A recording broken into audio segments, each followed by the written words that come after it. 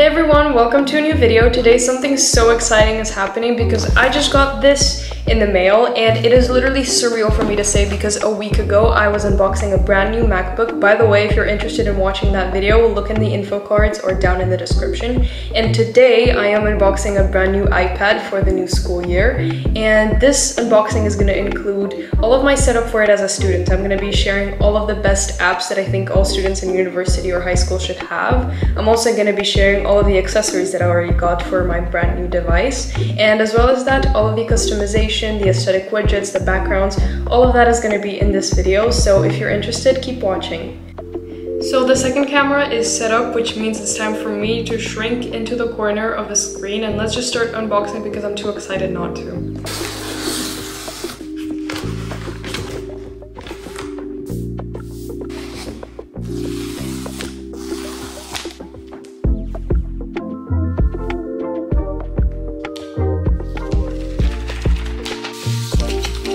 Look at how beautiful this iPad is, and since I'm a very clumsy person, I'm gonna go through the accessories really quickly so I feel more secure using this iPad because I'm so scared of dropping it. And quickly, there was also a charger in the box. Unfortunately, Apple does not provide the actual charging blocks, and this is the new sort of iPad, like sort of Apple chargers, you know, the ones with the sort of textile on it instead of plastic. I do prefer them because I was using it with my MacBook, and I just think these are a bit more aesthetically pleasing and in general more user-friendly. Following the iPad itself, I got this Apple Pencil Pro. It is like the newest Apple Pencil that Apple came up with. It is very nice. It basically, the design didn't change from the old like Apple Pencil because I also have that one, and it is just the same sleek looking white pencil.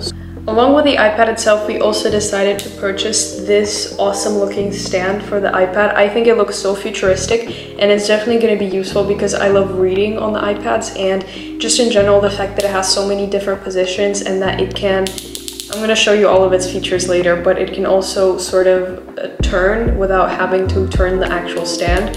I think it's really cool and it's definitely worth the money. So the initial setup of the iPad was fairly simple. Apple made it so straightforward, and with the new option of using your phone to sort of sync up all of your stuff, including your Apple ID, it was fairly simple and just very easy to use. I continued by exploring some of the new features of the Apple Pencil by obviously first connecting it first, and I gotta say the Apple Pencil Pro is a lot more like interesting and unique than the actual Apple Pencil. It has so many nice features that are definitely going to be in use in apps like GoodNotes and anywhere you can write. Actually, it has this new feature of pressing on the Apple Pencil to access all of the devices you need, obviously like the digital devices.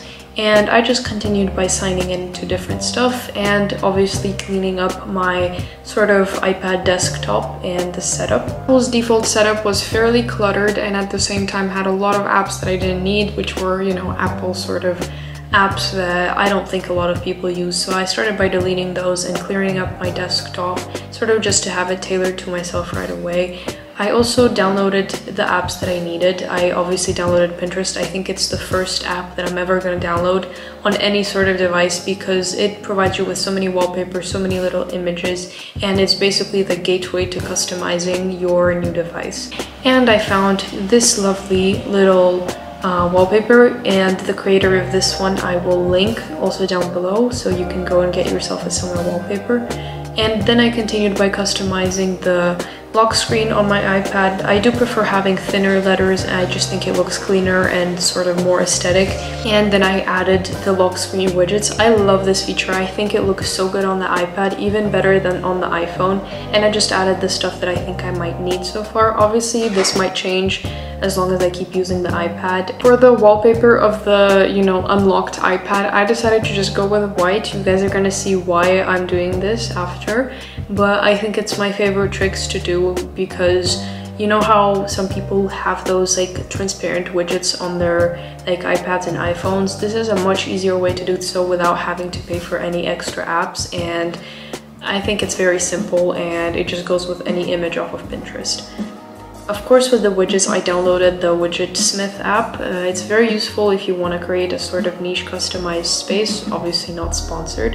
And I created this little calendar widget, and then I continued to go onto the default Apple widgets, such as the charge battery, sort of, so that it shows all of the batteries of the devices that are connected to the iPad. When I found the widgets that I needed, I went back to Widgetsmith and I added a bunch of small, medium, and large widgets, and obviously added in the photos. There's this very neat feature in Widgetsmith where you can have like sort of a scroll feature, so you can have an image in the front and an actual widget in the back.